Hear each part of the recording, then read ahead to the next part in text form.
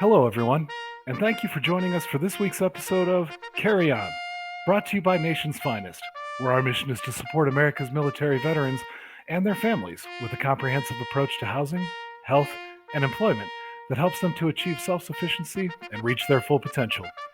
If you or a veteran you know needs help, or if you'd like to make a donation, please visit nationsfinest.org or call 833 468 9676. Again, that's nationsfinest.org or 833 468 9676. I'm your host, Mark Miller, Army veteran and communications director for Nation's Finest. Today, we talk more about transition from military to civilian life, moving from homelessness and suicide prevention to talking about how veterans can live their best lives. Chris Albert is a businessman, trainer, and podcaster who served in the United States Marine Corps from 1999 to 2005. In the fitness world, Chris helped start Metroflex Gym in Long Beach, where he coached professional bodybuilders, athletes, and famous fitness personalities. After leaving the fitness industry, Chris began a career in media and marketing, and he is now the general manager and CEO of a manufacturing company in Florida. He started the Warrior Soul podcast in 2015, where he delivers tools, tactics, and strategies to empower the U.S. military veteran community, again, to live their best lives. Chris Albert, thank you so much for joining us today on Carry On. Thank you. I really appreciate being here, Mark. It's awesome. Well, thank you for being here. So jumping right into the questions, your military background and reflections on your service in the Marine Corps. Could you talk a little bit about what your transition was like post service and getting into the world you're in now? I got to say, when I was in, I didn't really appreciate being in the Marine Corps. It's a lot of you're doing a lot of stuff. Like I remember sweeping concrete, trying to make sure the concrete was clean, and spending a lot of time hurry up and wait. And even on deployment, you're sitting there and just doing nothing for long periods of time. But one of the things I reflect back on, and one of the things I really missed when I went into my transition, was having people around me. You forget that, you don't have a lot of debt when you're young. You don't have to worry about what you're going to put on. You're surrounded by friends. You're traveling the world. You're getting paid for it and things like that. And I really wished that I had appreciated that more. But transition for me was a little bit more rough because I kind of got out expecting to, everybody to kind of bend over backwards for me, being a veteran. And I had a massive chip on my shoulder. And, one of the things that I quickly learned was that there were very few people who actually cared. Very few people who actually, beyond somebody coming up and saying thank you for your service and things like that, you weren't going to just get jobs handed to you. You weren't just going to get a path handed to you. You weren't just going to get a career handed to you.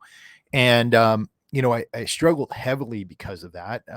I turned to alcohol, like a lot of veterans do, and I kind of was wallowing out there in the darkness for a long period of time. Made a lot of really bad decisions. Ended up moving from my home state of Connecticut to California by myself. Was really lonely for about a decade. Tried my hand at a bunch of things. I went to grad school. I was in a PhD program at University of California at Santa Barbara. Dropped out of that. Ended up trying to go into business. Did something that was kind of remarkable. I started a pretty famous gym, but was really bad at business. So ended up getting pushed out of that business and was homeless for a bit. Ended up making the genius decision of getting married during all that, which was a really bad decision. And that's kind of one of the reasons I was homeless. Because of the divorce.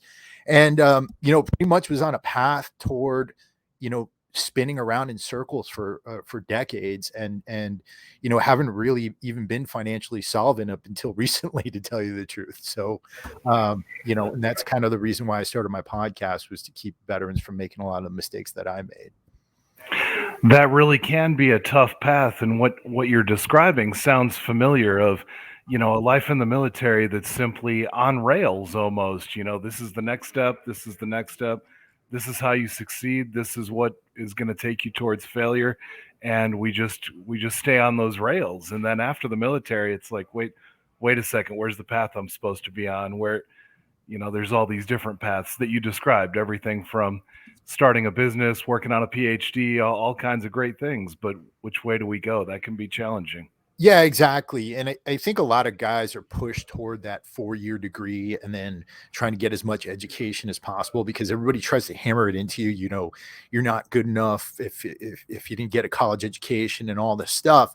And that's a bunch of BS. I mean, like I know people who went into the trades who are making six figures, who are doing really, really well, who don't have the debt that I have, who don't have the debt that a lot of people who went to 4-year universities have, and they're killing it out there. And I think what we do a really bad job of is, we push veterans into these unnatural directions. You go to this 4-year liberal arts university, you're on a campus where very few people understand your experience or who you are, and you're putting them in an extremely foreign environment without much aid or much help or much mental guidance. And so these guys go through hell, a lot bigger hell than when they're on these 4-year campuses, and it sucks.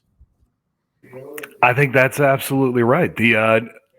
The solution for one is not the solution for all. For a lot of us, going to school was the answer. For a lot of veterans, it's not. And you make a great point there.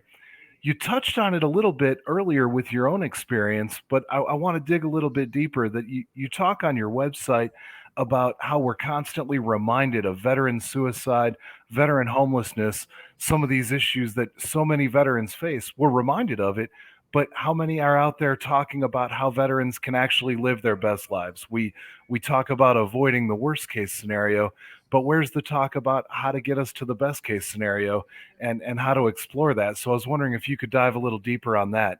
Yeah, one of the things that really kind of always got under my skin is, when this whole veteran suicide thing was coming out, we kept talking about the 22 veterans a day who were killing themselves. We kept talking about the veteran homelessness problem.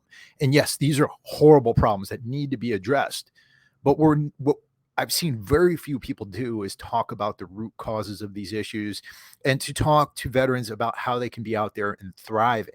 Right. Where I see very few people actually trying to deliver tools, tactics, strategies, and ideas to empower veterans, to turn them into the people that they need to be to succeed in this civilian world. And it gets down to this. I mean, veterans need to know about money. They need to know about how money works. They need to know about how debt works. They need to know about the tools that they have available to them, like the VA home loan. They need to know about how investing works. They need to know about the fact that all that credit that they built up while they're in the military, if they're spending that on crap and buying cars and things like that, that needs to be taught while they're in. And then beyond that, they need to learn how to understand their own minds. You know, Tactics like meditation and mindfulness. We tend to like poo poo those types of things, and they're kind of hippie-ish and things like that. But one of the things that I learned is that I was rarely present in my own life, and that was leading to so many problems, so many poor decisions, so many wrong paths that I took. And if I had just taken a second to analyze myself, to get to know myself, I would have saved myself years. I spent 4 years in a PhD program, went all the way through ABD before I realized that wasn't even something I really wanted to do. I was doing it because other people told me it was something I should do. And I see so many other veterans on these kicks. They're going down paths. They think, oh, I need to be a contractor. Oh, I need to do this because I don't have the skills for anything else. Or, oh, nobody wants to give me a chance. Or oh, woe is me. We need to be empowering ourselves. We can't be victims anymore. We need to be out there actually showing people what we're capable of, what we can do, and bringing the evidence to the world of the fact that we are the sleeping giants in this country, and we could change this country for the better if we step up. Big words, but accurate, I think. And you make a great point. Going from what I'm hearing you say, going from surviving to thriving, saying, not being homeless, not committing suicide. These are great things, but why stop there? Why aren't we talking about how to thrive, getting to your true potential, right? Right. Exactly. Taking care of your mind, taking care of your financial life, taking care of your health. All right. Being able to take care of your fitness after you get out. You know, not just sitting there and trying to get that disability rating as high as possible so you can collect the highest check possible, but out there actively taking care of your body, being the highest performing person that you could be possible, and actually out there and taking an active role in your community, provide an example for your children, for your neighbors, for the people around you. So that dovetails right into the next question I want to ask about is you've talked about in some of your writings and speeches about having a warrior soul and how that was kind of burned into you in the military. How can you harness that mentality and that power really in your civilian life? And I think you were kind of alluding to it a little bit there already. Right. And I think what that comes down to is looking at yourself in the mirror and asking yourself exactly who you really are. Right. Are you going to give up? Are you going to let this world walk all over you? Are you going to, just let the world carry you to wherever you want to be, or wherever it wants to take you? Or are you going to create a plan? Are you going to go out there and create a plan with a destination that you've chosen for yourself, that you are walking toward, that you are deciding to move toward? And you know what? If you do that, you're probably going to come up against obstacles and pitfalls and things like that, but at least you're facing the obstacles of your own choosing. If you're just going to sit there and you're going to rot, an obstacle is going to find you. This world has been testing living things for millions of years, right? It's found ways of killing every living thing on this earth. And if you just sit there and you wait, something is going to find you. And it's going to be something that you never chose. So why not take this short period of time that you have on this earth to live and decide where you want to go and put every single ounce of your effort into getting there? And that's the concept of warrior soul. A lot of people mistake it, like think it has to do with being a soldier or a Marine for the rest of your life. It has nothing to do with that. It means being a warrior for yourself, choosing your fight, choosing the battleground that you're going to take over, and then creating a plan to take it over. Fighting for that life that you want. Yep, exactly. You have to fight for it. And if you're not going to fight for it, then somebody's going to impose another life on you that you never wanted to live. And someone else is going to take that life, those things that you want, those Exactly. careers. Yeah, exactly. So you talked there about overcoming obstacles, which we're all going to face obstacles. It'd be great if we didn't have them and we could just, dance through life, but we all face obstacles. What are some of the biggest that you've observed both in yourself and helping other veterans that after leaving military service, what are those biggest obstacles or most frequent obstacles you see, and how do you help veterans get beyond those? Yeah, I'll tell you what. I ended up getting into competitive bodybuilding and powerlifting after I had gotten out, and it was something that it eased my mind, and the reason I started it was because I knew I needed something else to be fanatical about. And about right before I had gotten out of the military, I started getting the symptoms of ulcerative colitis, which is an autoimmune disease. And it started happening while I was deployed to the Middle East. And then when I got back, and it eased up. But then as I started getting more and more into fitness, the symptoms started getting more and more severe. And, I don't want to get too graphic on here, but there was points where I was running to the bathroom, bleeding, 30 to 50 times a day. And I'd gone from being 210 pounds of muscle to being 148 pounds. And I lost my career as a trainer. I lost my career in fitness because of that. I couldn't really do that work anymore. And so I had to figure out another way, and I had to learn skills and take advantage of some of the contacts that I had made. And I had to start a completely new career path. As I'm talking to you today, I'm sitting in a factory that I run out here in Florida. I got myself into manufacturing, and I got my foot in the door through the marketing skills that I learned when I was a trainer. And, one of the things I want to say to everybody out there is that we live in an amazing world right now. Yeah, you might be looking at the internet as an enemy right now because of all the stuff going on social media, because of all the things going on out there. But you can learn anything. You can learn how to market. You can learn how to code. I know that's like a catchphrase that somebody gasped, but you can literally learn about anything that you want to. It's there. Real estate investing, how to manage money, how to manage your debt, how to get out of it. If you want to put the time in, you can learn about it. And so that's what I'm recommending to everybody. My education, my PhD is in political science, social science, right? I know statistics, I know international political theory, but none of that was ever going to help me in the real world. If you didn't get that education, trust me, you can go out there online right now, Google anything, and for maybe a couple $100, maybe for free, you can learn about it. I remember the Matt Damon quote where he said, I got the same degree as you, but for the price of late fees at the public library. I guess what you're describing is the more technologically advanced version of that in the world we live in now, that you don't even have to go to the public library anymore. With your Exactly. internet connection at home, you can get beyond those obstacles. And it sounds like the obstacles you're describing are those points in life where we're forced to change direction, whether that's Yeah. for a medical reason, a mental reason, whatever it might be, where we just have to change direction from those rails we were on. And it's painful, but you're right, there's so many resources out there to help us do that, that if you want to do it, you really can. And oh, go ahead.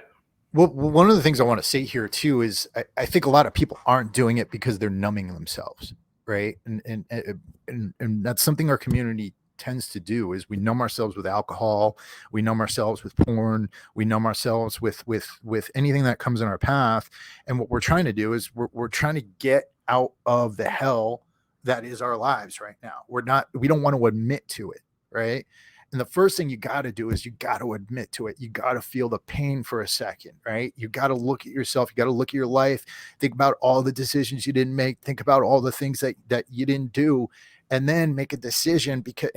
Then get on your knees and thank God, because you're still here, you're still breathing, and you have a chance to change all that. Right?